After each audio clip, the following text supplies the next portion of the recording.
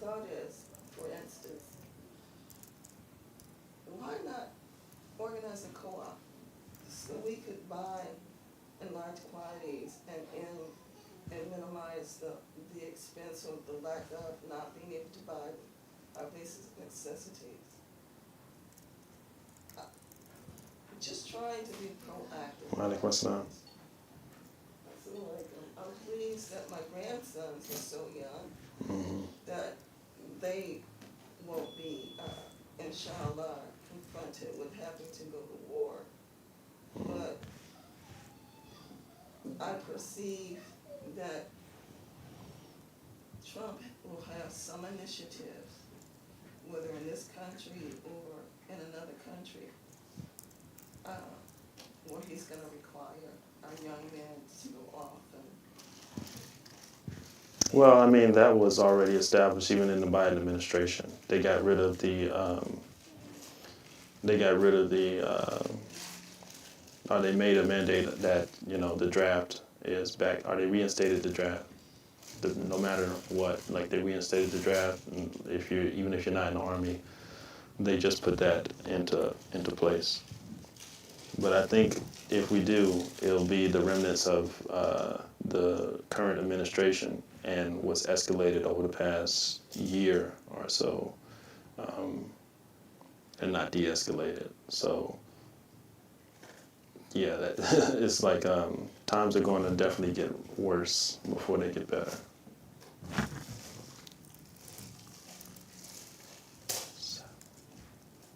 Okay. We are on. We're on the early Medina period, and this is chapter 13 or so, 13, but we're moving on to. We're still in 13.2, but 13.4. 13.4.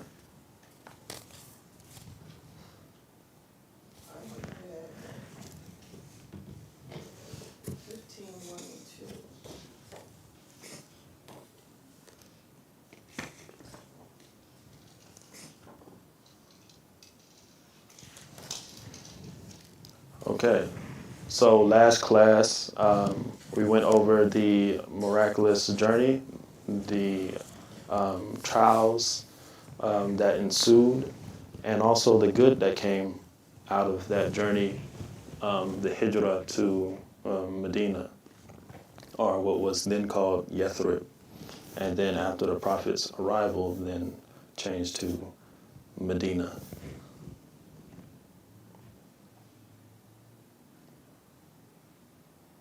Let's see.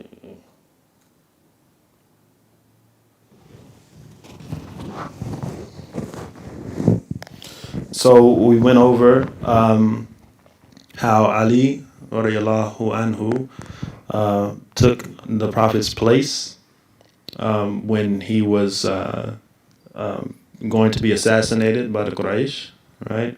And how the Prophet, peace and blessings be upon him, went with Abu Bakr to the cave of Thar, and that is around a 2-week trip, the opposite direction of Medina.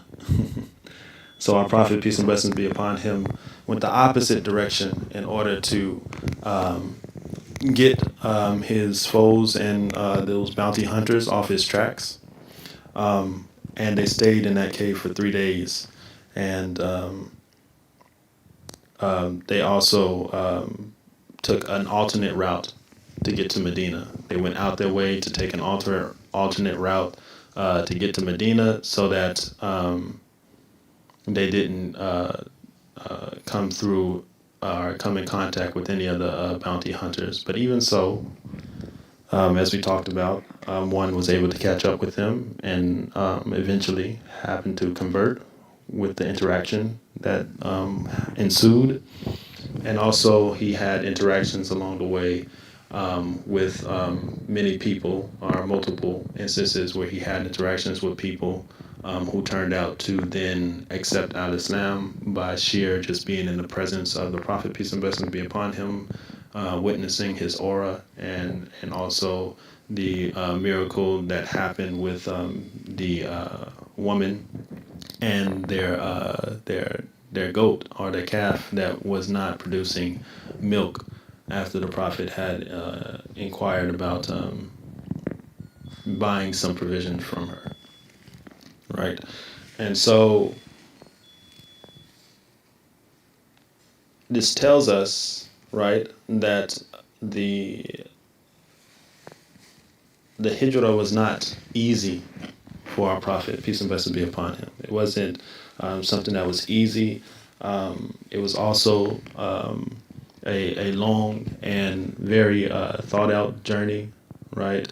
And we can derive many lessons from how our Prophet, peace and blessings be upon him, continues this theme of struggle and putting his complete trust in Allah subhanahu wa ta'ala throughout, knowing that success is with Allah subhanahu wa ta'ala. And no matter what we do in life in general, nothing will be successful or be determined a success unless it aligns with the successful plan of Allah subhanahu wa ta'ala. And we oftentimes can't imagine the hardships that are going to come ahead of us until we actually just go through them and come out on the other side. And subhanAllah, that was the case. During this journey, Abu Bakr, he thought that if those bounty hunters that reached them in the cave of Thar, if they only had just looked down at their feet, they got so close, so up and close to the Prophet and his companion, that they just had to look down at their feet. And if they looked down at their feet, they would have saw the Prophet and Abu Bakr right there in front of them. And Allah subhanahu wa ta'ala made it so that he protected his servant. And he makes mention of this in the Quran in Surah Al-Taha. And this is like after the conquest of Mecca, years and years later. He makes mention when they're going to war. I think against the Romans are such. It was some strenuous war that they were going to, and I guess some were hesitant. And Allah subhanahu wa ta'ala reminded them that you don't have to, I don't need you to protect the Prophet, peace and blessings be upon him, or to fight for the Prophet, peace and blessings be upon him.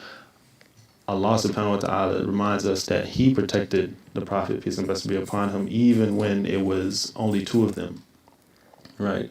And he's referencing this time where he's in, when they're right there at the cave of Thar, and the bounty hunters are there right at their feet, right? And so after all of this struggle, we finally get to a place where the Prophet, peace and blessings be upon him, is headed to Medina, right, and out of harm's way. And you can imagine how many in Medina are just awaiting his presence, right?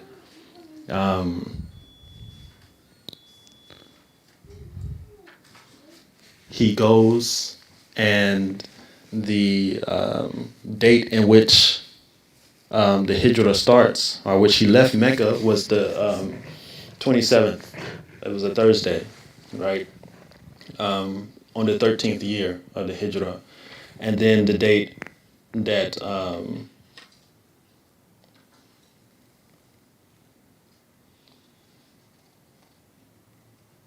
yes, the date that he arrived in Quba, is the 8th of Rabi ul Awal, and that is a Monday, 13th year, right? So he arrives to Quba, and after his arrival to Quba, which is a village near Medina, he built a mosque, right? He builds the first masjid of the Prophet, peace and blessings be upon him, on the 8th. And they spend only a few days in Cuba, Cuba, where he builds that mosque. And it's a significant mosque. It's not Masjid An-Nabawi in Medina that we know. It's another mosque called Masjid Cuba, which is closer to the outside of Medina. And it's all white. It's a very big structure now. Many people visit it when they visit Medina on their trips to Umrah and on their trips to Hajj. And it's a sunnah to, or it's highly encouraged to visit the Quba Masjid when you're there. It's one, and this hijrah is the start of the Islamic calendar, right? We know this hijrah is what was debated with Umar ibn al-Khattab in later years after the Prophet's death. They debated whether or not they should come up with a calendar like the Romans have, right? Or they understood that civilized nations have a calendar system, and that was just the case around that time, and even towards today, right? And so they talked and they convened about what is needed and what time should we start our Islamic calendar. And there were many suggestions put forth, but the one that stuck out and the one that prevailed was the hijrah. The hijrah when the Prophet, peace and blessing be upon him, made his hijrah to Medina. And that was the significance and the start of when Al-Islam starts to flourish and gain its stability and foundation. And so it was a conscious effort to make that significant event the point in which our history as Muslims, the Islamic calendar starts. And the point at which we calculate our months and dates going forward.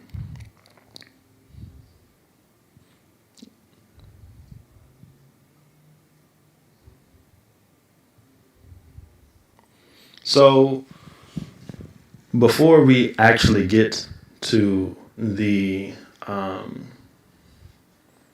welcoming of our Prophet, peace and blessings be upon him, in Medina, we want to go over a significant story in the life of one of the most significant Sahabi, or Sahabi, Salman al-Farsi is his name.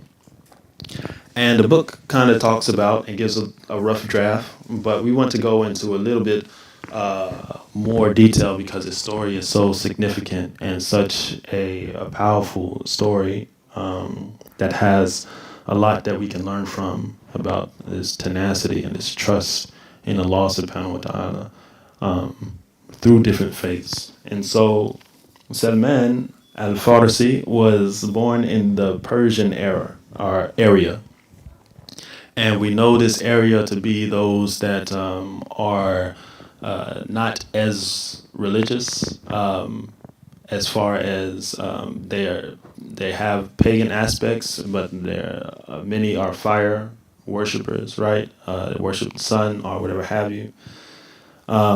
So we know this area to be very hostile to monotheism and people that proclaim monotheism. But as a child, he was exposed, or as a teen, or whatever have you, he was exposed to Christianity. And he's exposed to a Christianity that was more in line with Christianity in its pureness, than more so than the Trinity and what we see today. So It was more along the lines of, all right, Jesus was a man, and when he died, he became God, our souls are such. Not a trinity in a sense, but more of a monotheistic belief, right? And they were more closer to the revelation of the gospel and teachings of Jesus Christ, son of Maryam, alayhi salam. And so he was very staunch in his faith, like very founded in his faith and grounded in his faith, even to the dismay of his own parents, his father especially. And his father would abuse him because he was so persistent in his faith, and his father was a pagan or something, a non-believer of sorts. And so he set out on, and he met a monk, and that's where he learned his Christianity from. He met a prestige priest, a monk, and he set out on this journey that the book kind of entails and shows a picture of. He sets out on this journey that is encompassed with very many priests. And so each time or each spot along the way, he's going to kind of study and work with priests and teachers of religious scholarship or whatever have you in Christianity. And some are good priests, some are bad priests. And he often got into a habit of calling out the bad priests if they weren't abiding by the teachings that he knew to be true or knew to be a standard of morality that he upheld. And so he would call out these priests that weren't, and he would then move along to another priest, and many of them were good priests. And he was always in search of the prophecy within the Christian belief that our prophet is going to come after Jesus. A prophet will come, which many even believe to this day that a prophet is still going to come. But we know that prophet to be Prophet Muhammad, peace and blessings be upon him. And he's in search of this, and he's deeply ingrained in his desire to elevate his worship to the point where he can put himself in a position where he can meet this prophet. And he doesn't know when exactly the prophet's going to come, but he knows that it's somewhere around these areas, and he gets word that is somewhere around the areas where he is residing in, and he's in upper modern day Saudi Arabia, also Syria, and he's in the Roman presence as well. So he's around a lot of scholarship, at least in the Christian community at the time. And it just so happens that he gets, by Allah subhanahu wa ta'ala's will, that he gets traded into slavery, right? And his slave owner, for years to come, will be a Jewish man that resides in Yathrib, in modern day Medina, right? And so Allah subhanahu wa ta'ala makes it so that he becomes an indentured servant or slave to this Jewish fellow in Yathrib. And so when the message that a prophet, peace and blessings, and he also, being in this environment, we've already talked about how they would consistently talk about how the prophet was going to come, and he was going to come here, and he was going to defend the Jews against all their enemies or whatever have you. And that was the basis. And so I'm sure being in that area came with some sort of comfort in knowing that he may be in the right place, right, over the years. And so when word came about that a prophet was coming, right, when Prophet Muhammad, peace and blessings be upon him, did his dawah to the companions of Yathrib and the different tribes that came, the Aus and the Khizraj. And they came back and went to Medina or Yathrib at the time, and preached that message and conjured up, many followers of the Prophet, from 12 to 70 to almost 1,000 or so in the time, at the time of his arrival. You can imagine that word got to him, and he was then very excited, very ecstatic to meet the Prophet, peace and blessings be upon him. Imagine going through all of what he's going through, been kicked out of his home, been on the road with many different scholars, being ousted or kicked out from scholars that he did not agree with, or that he condemned for their immorality or not sticking to the word, and then being pushed to others who were better, and then being pushed and pushed and pushed, and traveling all of his life and seeking his desire to get closer to Allah subhanahu wa ta'ala through that experience with a Prophet, peace and blessings be upon him. And so during his time with these priests, they told him, or one told him and one described to him what the Prophet, how he would know the Prophet is real, or is true, is a true Prophet of Allah subhanahu wa ta'ala. And there were 3 signs that he gave. The first sign was that the Prophet would take no charity, right? Prophets, it is against Allah's command for a prophet to take charity. So prophets do not take any type of charity. But the second was that the prophet will take a gift. So it is permissible for a prophet to take a gift, but not charity. And then the third was the prophet will have a special seal on his body somewhere, right? That's notable. That is a notable marking. That is a marking of a prophet, peace and blessings be upon him. And he knew it, and they knew it, that it would be somewhere on the back, somewhere in between the neck and his lower back, right? And so these are the signs that he had grown up, or he had come to know and really internalize and look for, especially when the message that a prophet is going to come to the area came about. And so, subhanallah, Allah subhanahu wa ta'ala brings the prophet, peace and blessings be upon him, to the area. And if you can imagine having a long journey, right?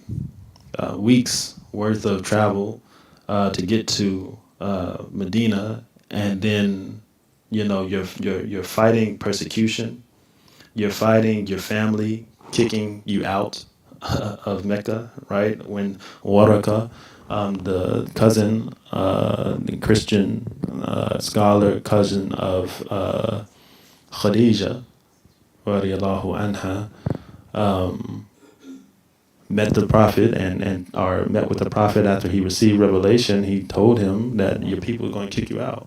And his only question was, are my people really going to kick me out?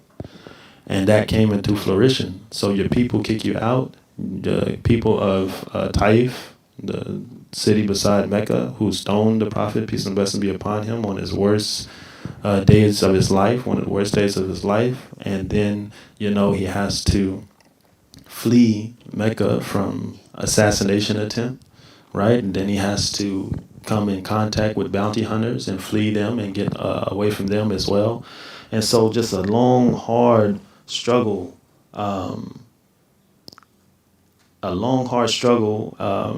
and all the while he's praying to Allah subhanahu wa ta'ala that Medina will be a place of love for him. And he makes a dua to Allah subhanahu wa ta'ala that Medina will be of just as cherished by him, or just as loved by him as Mecca, or even more than that, right? So just as great as Mecca for him, or love in his heart for Medina, just as much as Mecca, or even more than that. And Allah subhanahu wa ta'ala made that apparent throughout his seerah going forward, that Medina had a special place in his heart. It is where he passed away, right? It is where he stayed even after the conquest of Mecca, and is where he was brought joy every time he would arrive to Medina. And it's also one of our holy places as well, where your prayers are also multiplied by 1,000 for making in the area. MashaAllah. And so you can imagine he's on his camel and he's riding, and they get off this long journey. They needed somebody to come. They met the cousin of Abu Bakr, Ayub ibn Zayd, and he gives them some fresh clothes and clothing. I don't know if you've been to the desert or anything, but when I was in Hajj, we wore the two garments, right? And they're white, and we stayed in Mina camps for about 3 days, and you see how quickly those white garments get dirty, even in the camps. So I can imagine how dirty their clothing had gotten through the desert and the week's travel. And so Abu Ayyub ibn Zayd, who is the cousin of Abu Bakr, he's a cousin, right? Yeah, he's the cousin of Abu Bakr, comes and meets them on their journey to Yathrib, and gives them fresh clothing and provisions and such, as a mercy from Allah subhanahu wa ta'ala. But you can imagine this long travel, and then you're coming up to the city, and you see it in the horizon, and you just see all of these people gathered, and the people are waiting. The people are waiting and anxious. They're speaking about the Prophet, peace and blessings be upon him. They're eager for him to come and join them. This is a society that has been in turmoil and in anguish from war and just disasters, clan, fighting and infighting that is nonstop. And so it's all of this hype around the Prophet, peace and blessings be upon him, coming and establishing himself and in this corrupt city of Yathrib, and changing it to a city of light, right? And so you can imagine all the people just piling up, and they're looking, and they're hearing that the prophet is coming. They know he's coming, he's on his way, and they're looking in the distance, and then one sights something in the distance and far in the distance, and he's excited or whatever have you, and he tells all the others, hey, somebody's coming in the horizon, and maybe the prophet, peace and blessings be upon him. They get closer, and they're able to see that it is the prophet that's coming. And so everybody is coming out of the houses, everybody is coming from the markets, everybody is coming and sitting ready to meet the prophet, peace and blessings be upon him, and ready to greet him. And they're greeting him with drums, and they make a special song, right? And the song is called the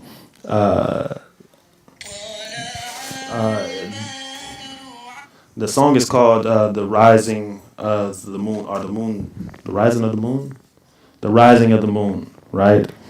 And it goes like this, and like just imagine, the prophet in this, and you come into this, right? You're coming away from being persecuted by your own family and people, and then you come in to people that love you, right?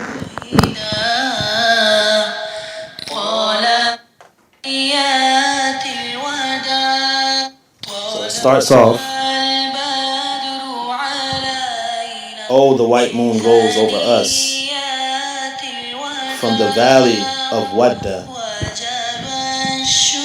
and we owe it to show gratefulness where the call is to Allah. Oh, white moon rose over us. Oh, the white moon rose over us. From the valley of Wadda. And we owe it to show gratefulness. Where the call is to Allah. Oh, you who were raised among us, coming with a word to the obeyed, to be obeyed. You have brought us to the city of Medina. Welcome, best caller to God's way. Oh, the white.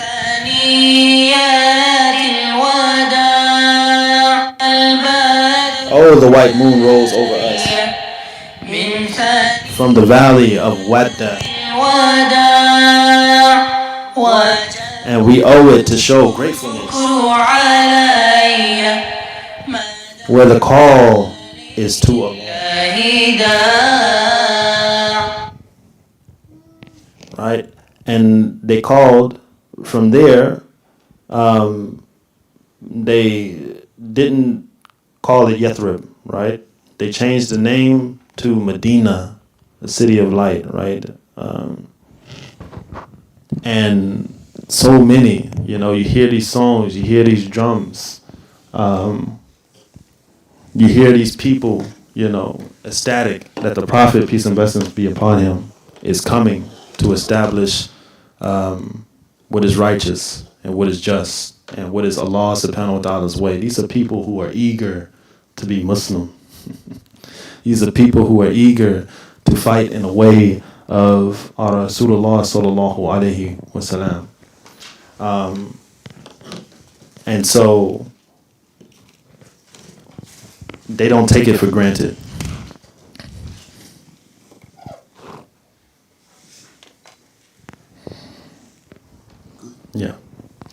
Yeah, they don't take it for granted. And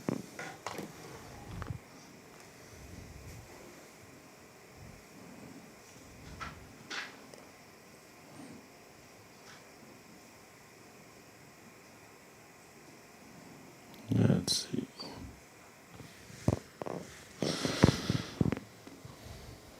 So this is the tribal breakdowns of Medina, but they don't take it for granted. They are very ecstatic. They're very happy that the Prophet, peace and blessings be upon him, is here, and so is Salman al-Farsi, right? The Persian, who has come all this way just to meet the Prophet, peace and blessings be upon him, and be around the Prophet, peace and blessings be upon him. And you can imagine how grateful he is, right?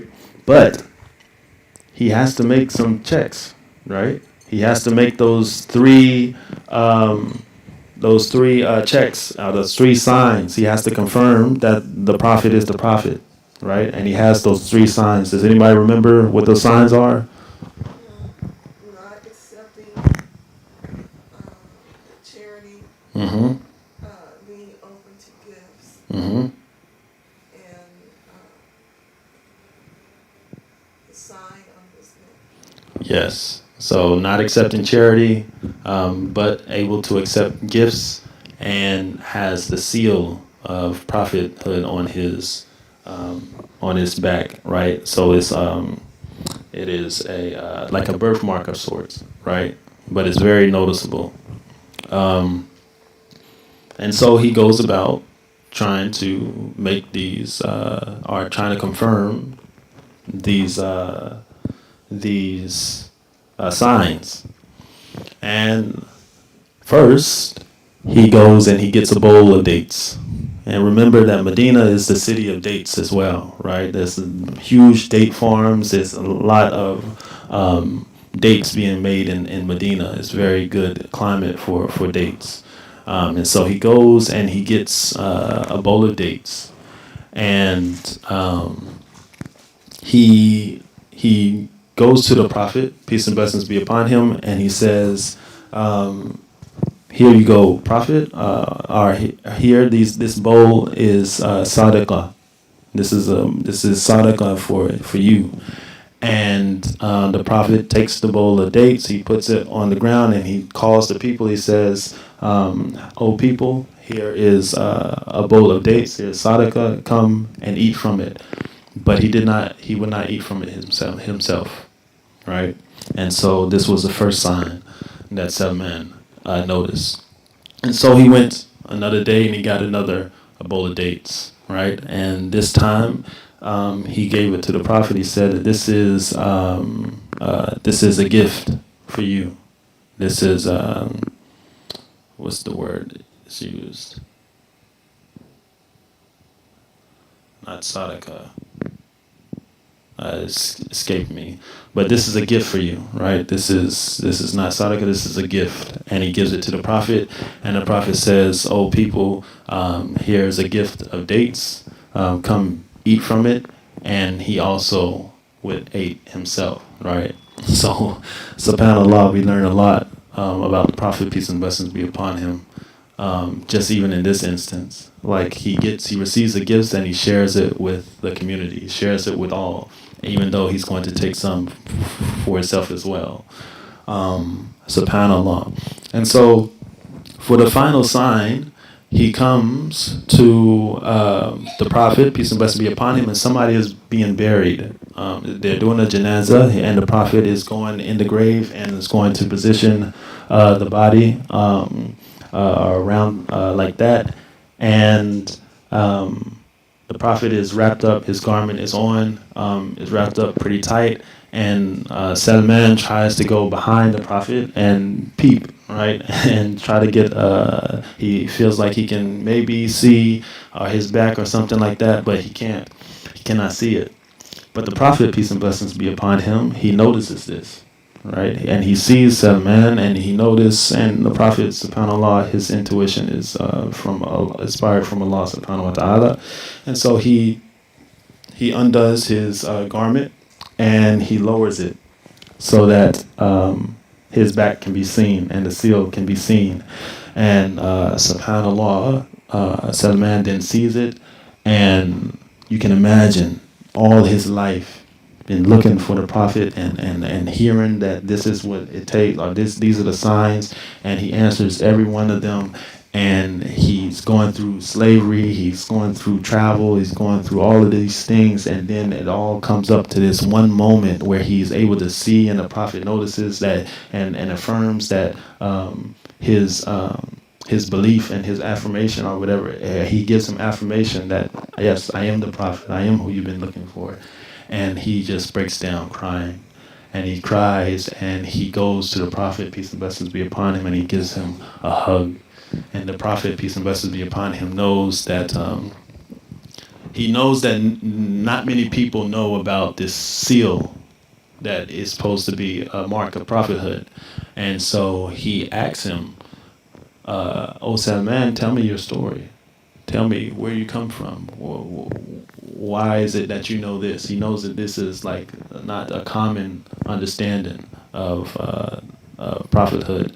And so Salman tells him his story, tells him how he came from Persia and what he's going through and how he's ended up as a slave in Yathrib.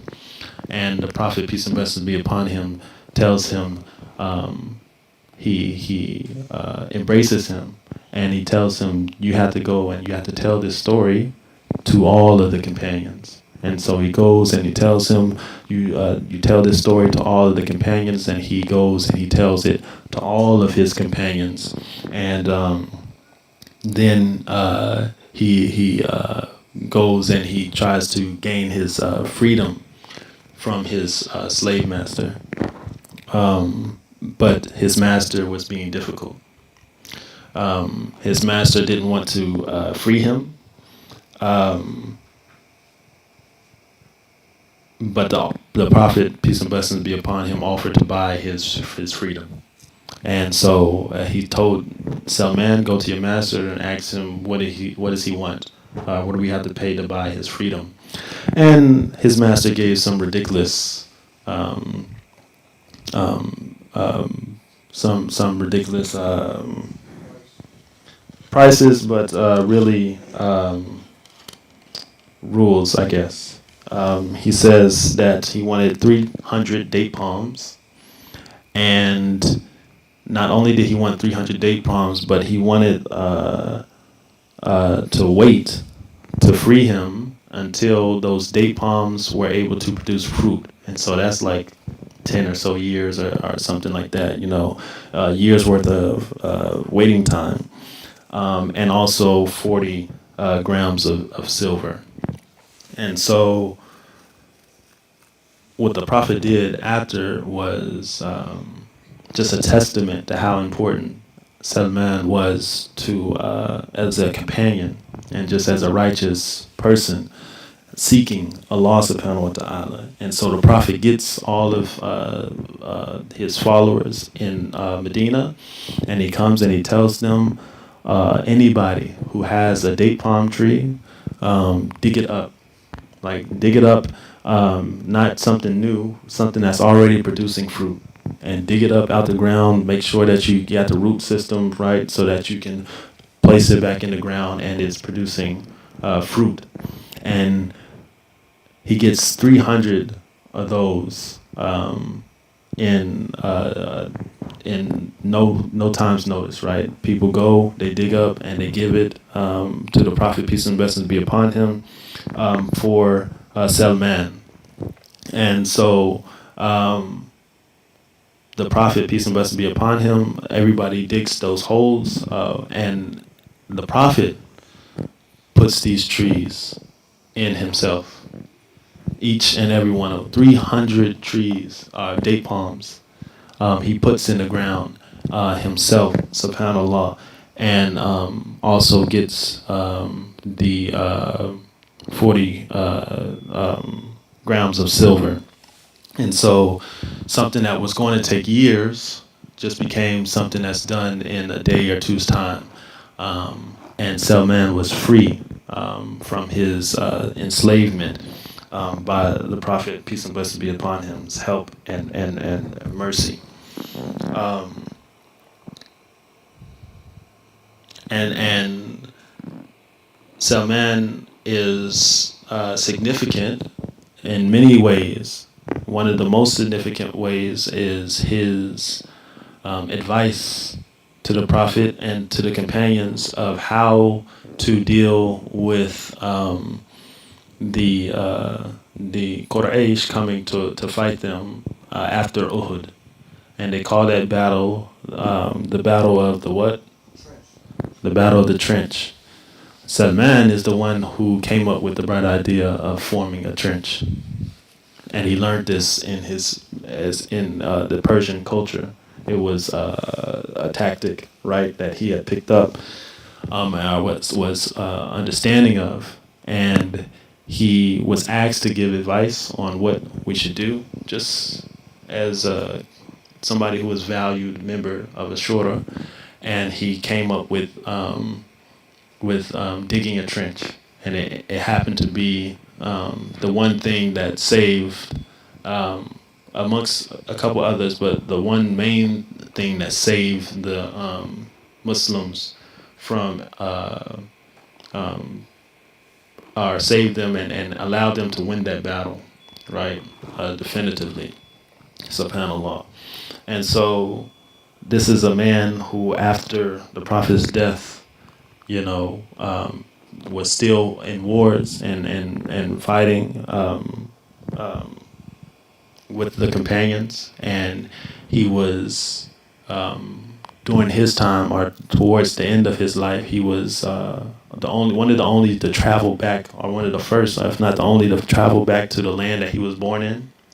And word had gotten to the Emir of the time in Persia, and he traveled back, and the Emir made it so that he came to him personally, and he told him personally, "You're now the governor of this state, right?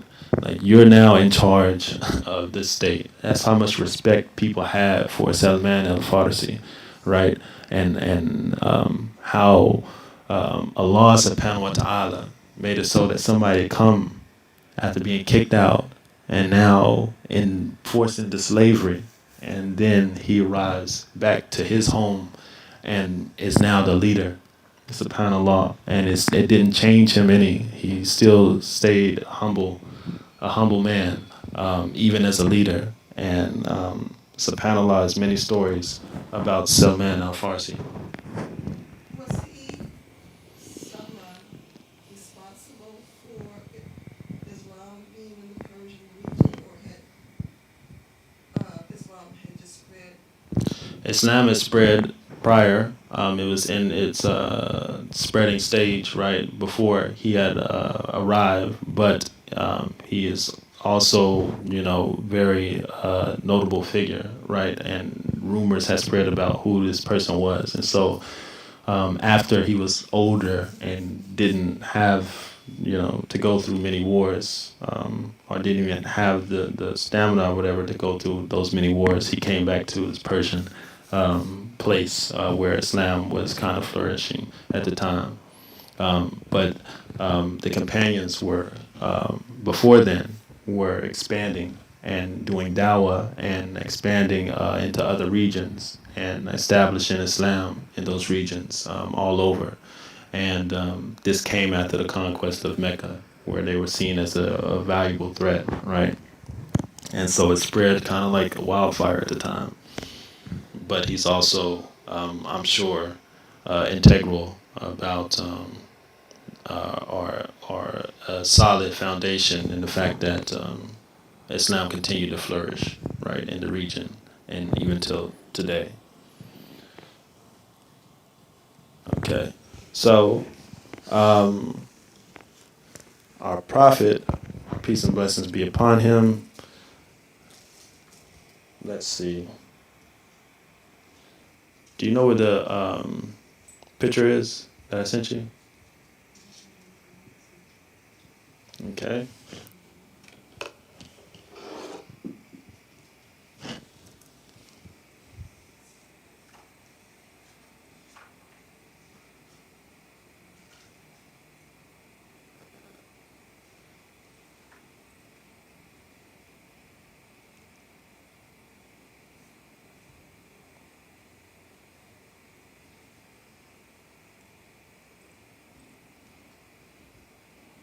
So he establishes the time is it?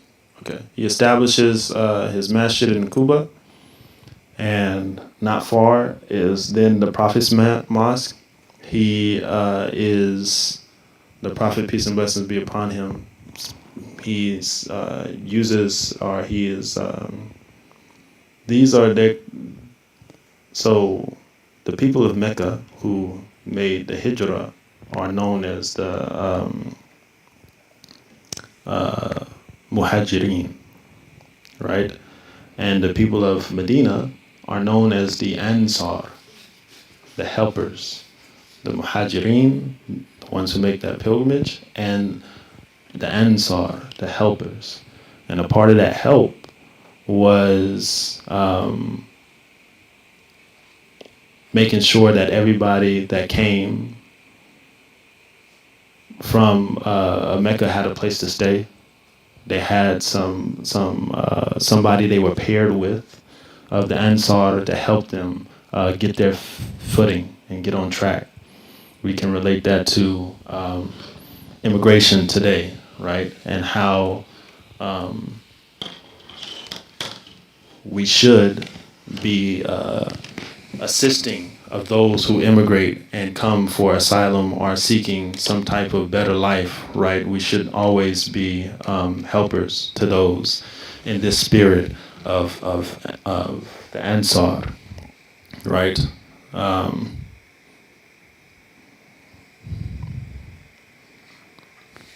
So we can see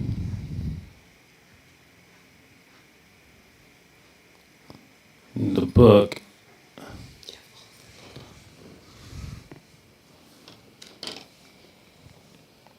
you have all the pictures you want pulled up? No. You want that one?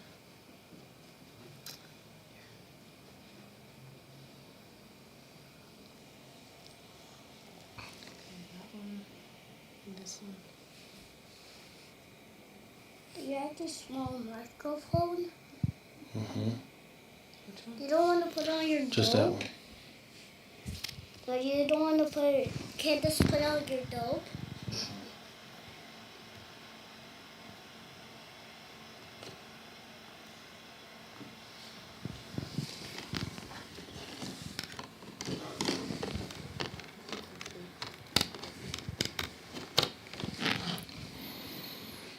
Okay. So that was Salman al-Farsi, his journey, and then uh,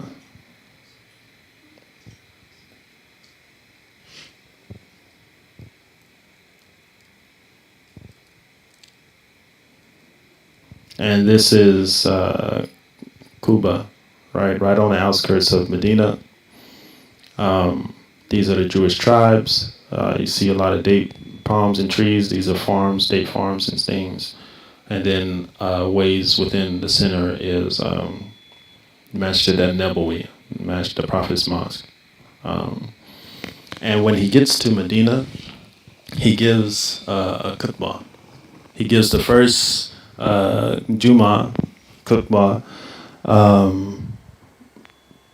that has been recorded. And if you'd like to listen to it, I can read it verbatim in the English translation. So he starts off, all praise is due to Allah. I glorify Him, I beseech His assistance, I beg His forgiveness, and I plead for His divine guidance. I believe in Him and I renounce disbelief in Him. In fact, I oppose those who disbelieve in Allah. I bear witness that there is none worthy of worship besides Allah. He has no partner, and I testify that Muhammad ﷺ is His slave and messenger. He was commissioned by Allah to this earth with guidance, spiritual radiance, and good counsel at a time when the succession of prophets had terminated, and at a time when there was a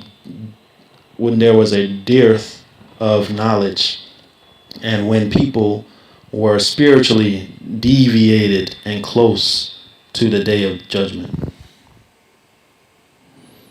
He who obeys Allah and His Rasul is rightly guided, while he who disobeys them has gone astray, transgressed, and he is awfully deviated.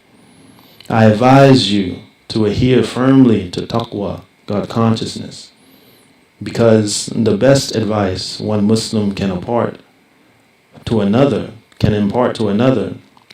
Muslim is that he persuades him to harbor concern for the hereafter, and that he enjoins him to adhere to taqwa. So beware of that which Allah Himself has warned you about. There is no better advice than taqwa. Certainly taqwa of Allah Ta'ala and fear for Him is an ideal benefactor for the hereafter. He who rectifies his external as well as the internal affairs with Allah Ta'ala, and his intention is nothing but the pleasure of Allah Ta'ala, this spiritual and physical ratification will be a source of esteem for him in this world and a source of immense treasure for him upon his death, when a person is in dire need of his good deeds. As for him who adopts anything contrary to this taqwa, he would on that day wish there be a considerable distance between him and his evil deeds. And Allah cautions you about Himself, His punishment. And this caution is because Allah is most kind to His servants. The word of Allah is true. He executes His promises. This is no reneging on there is no reneging on His promises, because Allah Ta'ala declares the word that emanates from me cannot be altered. So fear Allah in your external and internal affairs, and in the issues related to this world and the hereafter. He who adopts taqwa, Allah will wipe out his sins and grant him an enormous reward. And he who adopts taqwa has attained enormous success. Taqwa is something that thwarts the worth, punishment, and anger of Allah. The taqwa of Allah will spiritually illuminate the faces on the day of judgment, and it will be the source of acquiring the pleasure of Allah and the source of elevated rank in the hereafter. Take your share, whatever you can manage. Take your share of taqwa, whatever you can manage and do not lack, and do not be lacking in the affairs of Allah. Allah has revealed a book for you, for your guidance, and He has clarified His path to differentiate between the truthful and the liars. So, just as Allah has favored you, you should also be favorable in complying with His instructions. Harbor enmity towards His enemies and implement jihad in His path. Allah has chosen you and He has named you as Muslims, His obedient servants. The objective of Allah is that he who is to be destroyed will be destroyed even after clear evidence, and he who is to live as a believer will live with insight after clear evidence. There is no might and power besides Allah. Remember Allah abundantly and practice for the time after the hereafter. He who ratifies his affairs with Allah, Allah will suffice for him against the people, and nobody will be able to harm him, because the decree of Allah is executed upon the people, and the will of people is not implemented upon Allah. He is the exclusive master, the owner of the people, while the people do not own anything of Allah. He controls the people, and they have no control whatsoever over him. Allah is the greatest. There is no power and no might safe in the control of Allah, the most magnificent. This is the khutbah of the Prophet, peace and blessings be upon him, that was delivered after his hijrah to Medina. And you can see where the Prophet, peace and blessings be upon him, his mind is at. He doesn't go on a rant about the Quraysh.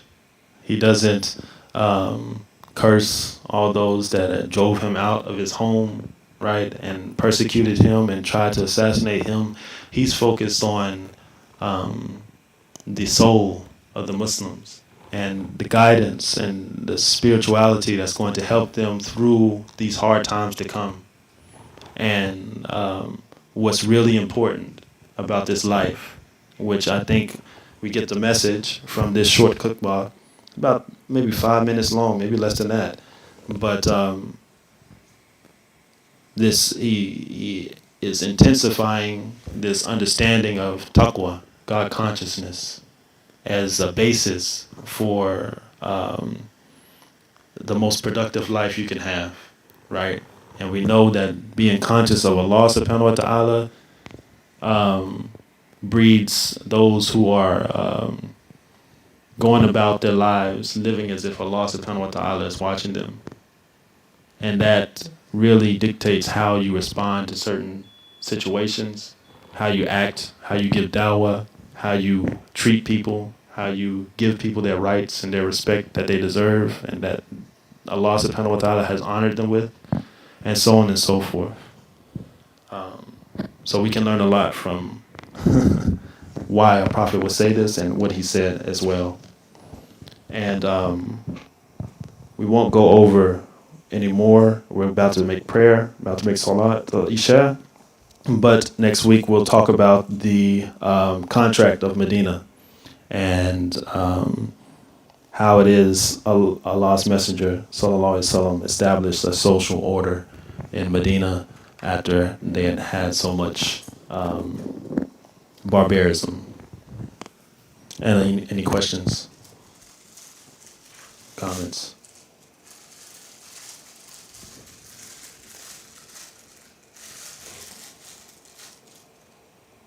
This is year 0. Year 0, yes. Or year 1. And the Qur'an takes longer to read in the English than it does in Arabic. So it's probably like 2 minutes. Alhamdulillah. All right, we can close with prayer. ربنا آتنا في الدنيا حسنة وفي الآخرة حسنة وقنا عذاب النار. O Allah, grant us the best in this life and the best in the hereafter, and protect us from the punishment of the blazing fire. Ameen.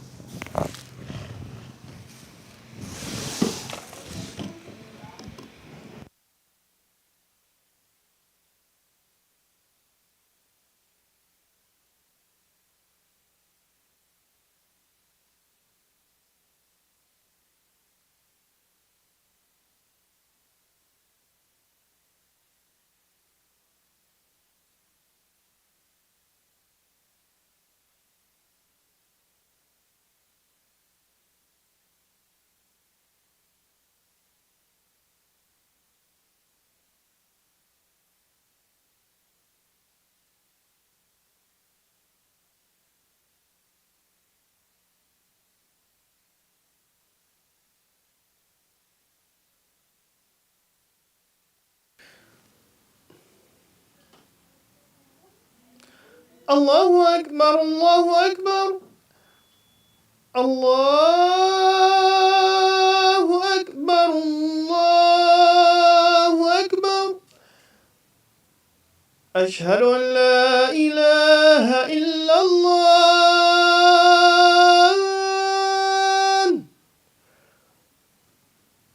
أشهد أن لا إله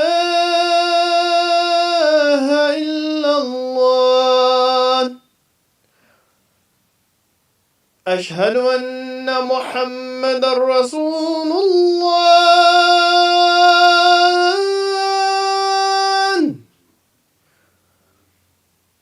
أشهد أن محمد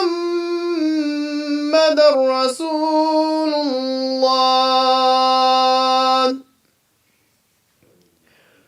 حي على الصلاة.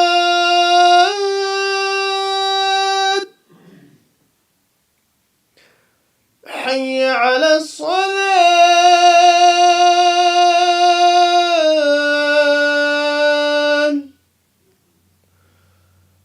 حي على الفلاح.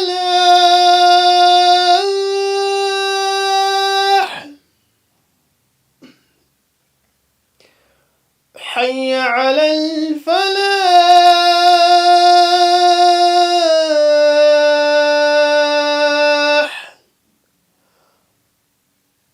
الله أكبر، الله أكبر. لا إله إلا الله.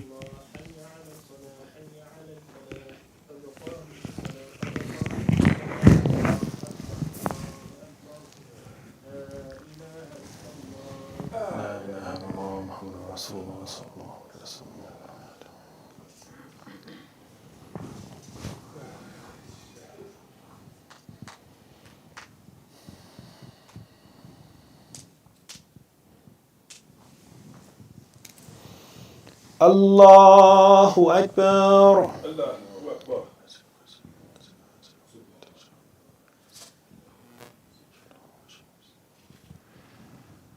الحمد لله رب العالمين الرحمن الرحيم مالك يوم الدين إياك نعبد وإياك نستعين اهدنا الصراط المستقيم صراط الذين أنعمت عليهم غير المغضوب عليهم ولا الضالين.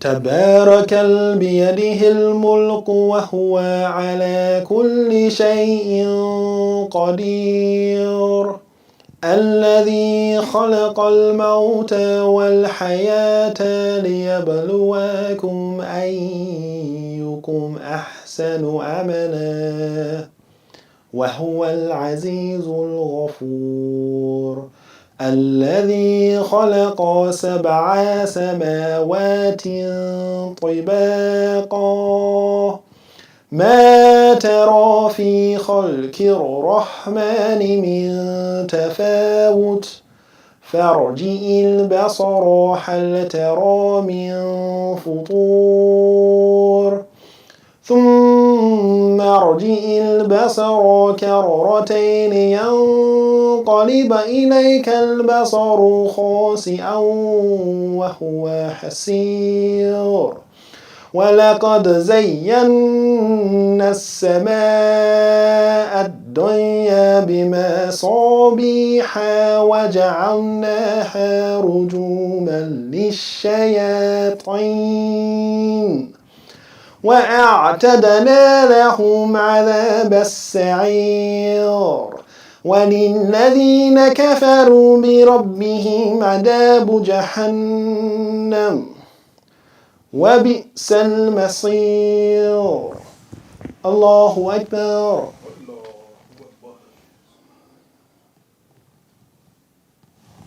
سمع الله لمن حمده. الله أكبر.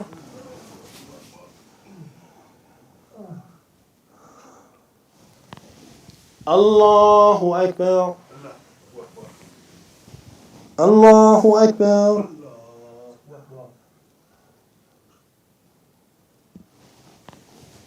الله أكبر.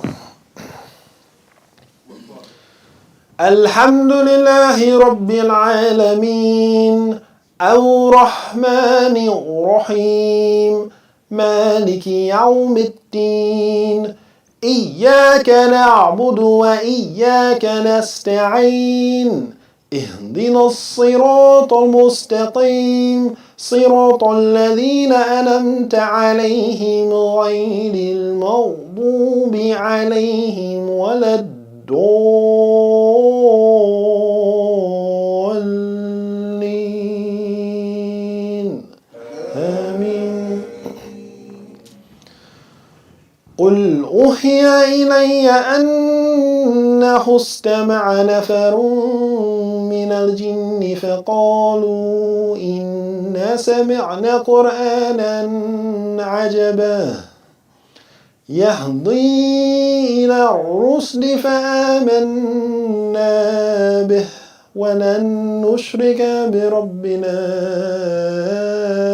أحدا وأنه تعالى جد ربنا ما اتخذ صاحبة ولا ولدا وأنه كان يقول سفيهنا على الله شططا وأن ظننا ألن تقل الإنس والجن على الله كذبا.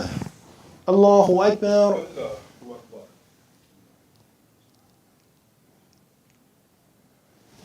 سمع الله لمن حمده. الله أكبر.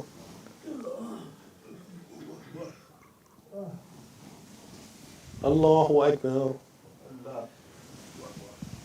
Allahu Akbar.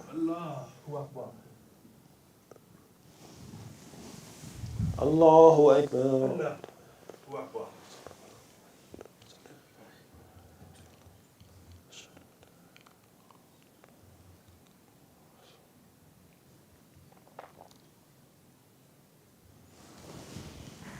Allahu Akbar.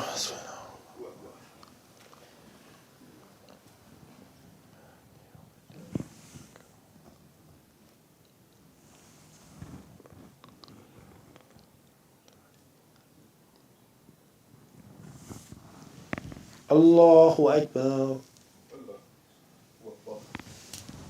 Sami Allahu liman hamidah. Allahu Akbar. Allahu Akbar. Allahu Akbar. Allahu Akbar.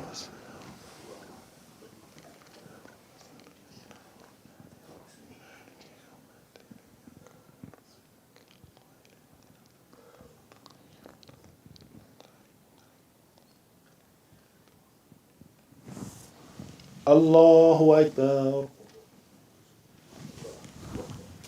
Sami Allahu liman hamidah. Allahu Akbar.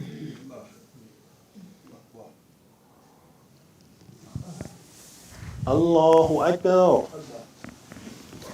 Allahu Akbar.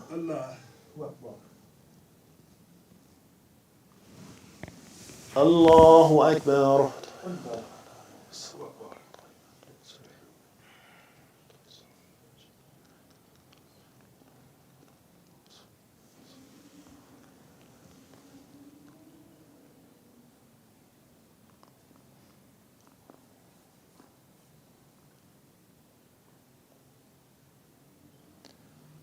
Assalamu alaikum wa rahmatullah. Assalamu alaikum wa rahmatullah. Assalamu alaikum wa rahmatullah. Assalamu alaikum